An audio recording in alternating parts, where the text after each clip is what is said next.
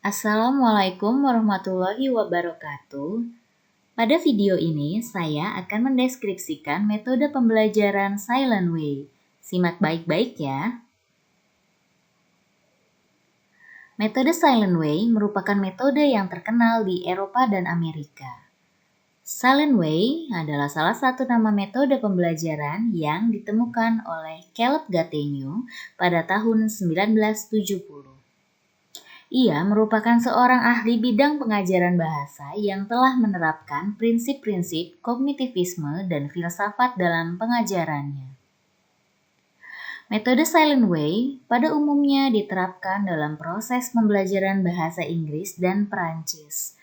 Namun, tidak menutup kemungkinan metode ini akan cocok diterapkan dalam pembelajaran bahasa asing lainnya.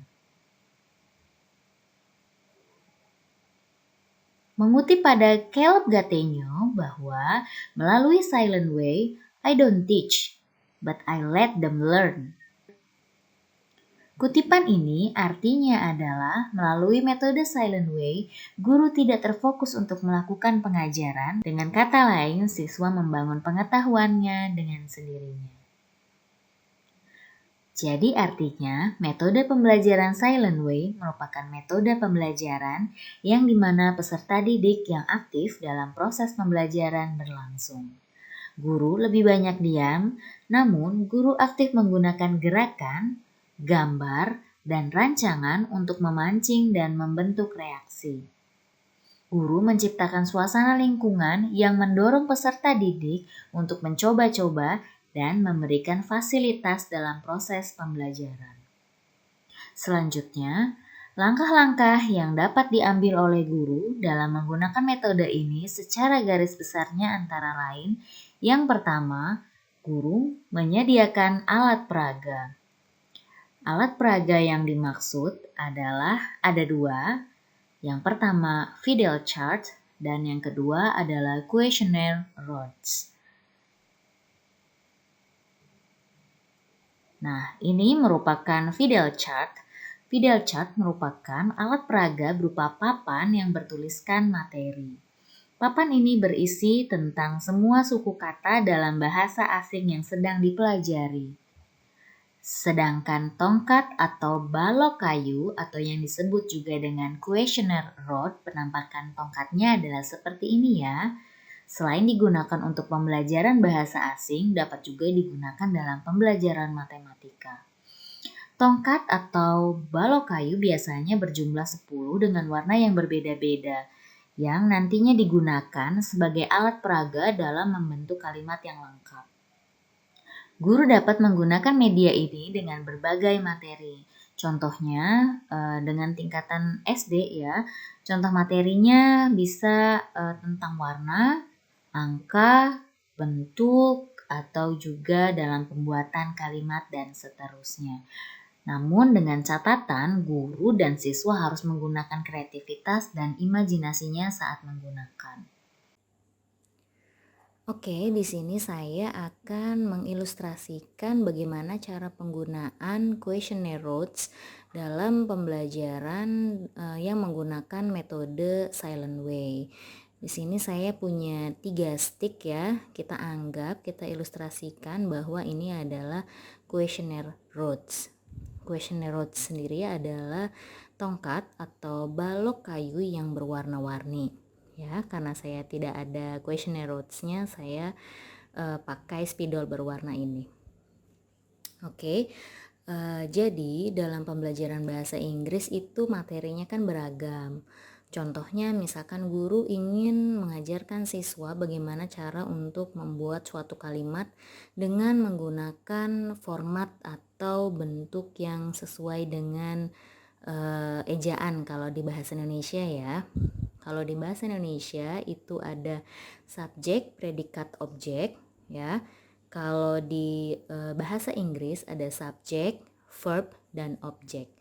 Kita bayangkan bahwa atau kita harus menerapkan konsep bahwa yang berwarna coklat ini adalah sebagai subjek. Kemudian yang berwarna hijau adalah predikat atau verb ya. Lalu yang berwarna orange ini adalah objek, ya. Jadi nanti tanamkan konsep ke siswa bahwa coklat atau yang berwarna brown ini adalah subjek. Oke ya, jadi siswa diminta untuk menyebutkan terlebih dahulu. Guru mengacungkan spidol ini atau questionnaire rods ya kalau di dalam pembelajarannya kepada siswa. Nanti siswa harus menyebutkan subjek begitu. Tapi guru hanya diam. Ya. Oke. Selanjutnya juga guru mengacungkan berwarna hijau. Rods berwarna hijau. Ini adalah predikat atau bahasa Inggrisnya verb. Nanti guru mengacungkan questionnaire rods yang berwarna hijau ini, nanti siswa menyebutkan verb. Dan jika guru mengacungkan rods yang berwarna orange, artinya siswa harus menyebutkan kata objek, gitu ya. Tapi guru tidak mengucapkan, melainkan siswa yang mengucapkan kata objek, gitu. Selanjutnya siswa diminta untuk mencari contoh atau menyebutkan contoh dari kata subjek. Misalkan subjeknya itu adalah I, ya. Nanti siswa menyebutkan I, gitu. Yang hijau itu predikat kata kerja ya, kata kerja atau verb. Misalnya it, ya. Nanti guru mengacungkan, siswa akan menyebutkan kata kerja, contohnya it. Lalu yang berwarna orange itu adalah objek. Nanti siswa diminta untuk berpikir contoh kata objek itu apa. Misalkan candy. Nah, kalau guru merangkai rods, ketiga rods seperti ini, artinya siswa harus menyebutkan atau membuat kalimat dari subjek, predikat, dan objek atau subjek, verb, objek ya. Yang tadi sudah disebutkan contohnya I eat candy, seperti itu. Selain dalam membuat kalimat, rods juga dapat digunakan pada materi lainnya. Contohnya misalkan materi tentang colors. Itu mudah ya, karena rods sendiri sudah ada warnanya. Jadi nanti guru tinggal mengacungkan atau menunjukkan si rods ini kepada siswa. Nanti siswa diminta untuk menyebutkan colors atau warna yang ada pada rods tersebut, ya, seperti itu. Kemudian materi lainnya dapat juga digunakan untuk numbers atau angka. Nanti siswa diminta untuk berhitung dari jumlah rods yang ditunjukkan oleh guru. Mudah ya kalau ada alat peraganya, dan di sini pun guru tidak terlalu banyak melakukan kegiatan, melainkan guru hanya sebagai fasilitator saja. Oke.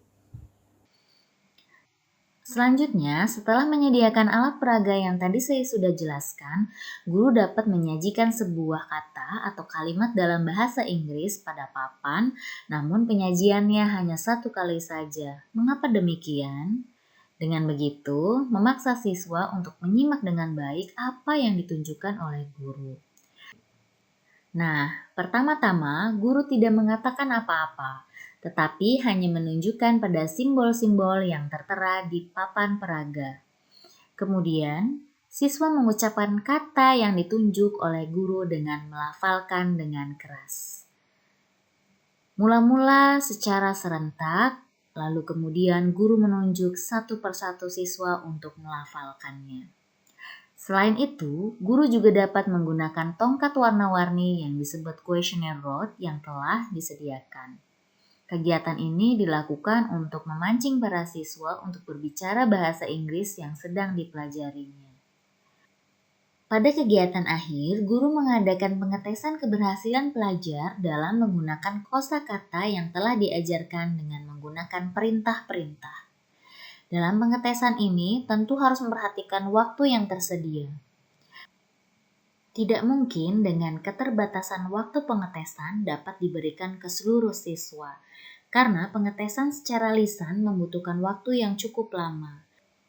Contohnya cara memberikan soal evaluasi adalah dengan cara siswa diminta untuk menyebutkan kata atau kalimat yang ditunjukkan oleh guru dengan menggunakan alat peraga. Evaluasi ini adalah untuk mengetahui kemampuan berbicara siswa. Adapun kelebihan dari metode ini adalah yang pertama, siswa belajar secara independen, tidak tergantung pada guru. Guru hanya memancing siswa untuk berbicara dengan cara menunjukkan kata atau kalimat. Yang kedua adalah siswa didorong untuk bekerja sama satu sama lain untuk memikirkan atau memahami makna. Nah, biasanya ketika guru menunjukkan suatu kata atau alat peraga, akan ada siswa yang menjawab. Dengan cara seperti itu, siswa yang lain pun akan terstimulasi untuk ikut berpikir dan mencoba untuk menjawab juga. Dan selanjutnya yang terakhir adalah siswa akan berkonsentrasi untuk mencoba menjawab pertanyaan karena pada metode ini guru hanya memberikan pengarahan dan kode tanpa menjelaskan secara gamblang mengenai materi. Di balik kelebihannya, metode ini juga memiliki kelemahan. Nah, kelemahannya adalah metode ini dipandang tidak praktis di ruangan kelas. Mengapa demikian? Karena biasanya dalam pembelajaran bahasa asing atau dalam hal ini adalah bahasa Inggris, siswa membutuhkan dan menginginkan penjelasan yang lebih banyak dari guru. Sedangkan pada metode ini, siswa yang diminta untuk lebih banyak berpikir jawaban dan konsepnya sendiri. Selain itu, kelemahannya adalah pada konsep dasarnya, Silent Way memberikan kebebasan kepada siswa untuk aktif saat pembelajaran, karena guru hanya mengarahkan. Namun di sisi lain, justru guru yang memiliki kendali atas pembelajaran, karena gurulah yang menguasai materi dan jalannya pengajaran di dalam kelas. Dengan demikian, sebenarnya konsep belajar mengajar masih teacher center atau berpusat pada guru.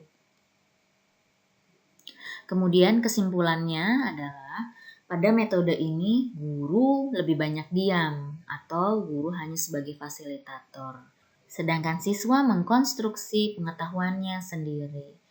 Dan yang terakhir adalah pembelajaran difasilitasi oleh media atau alat peraga yang tadi sudah saya sebutkan, yaitu video chart dan questionnaire notes. Terima kasih atas perhatiannya. Mohon maaf jika ada salah kata. Semoga ilmunya bermanfaat bagi kita semua. Saya tutup. Wassalamualaikum warahmatullahi wabarakatuh.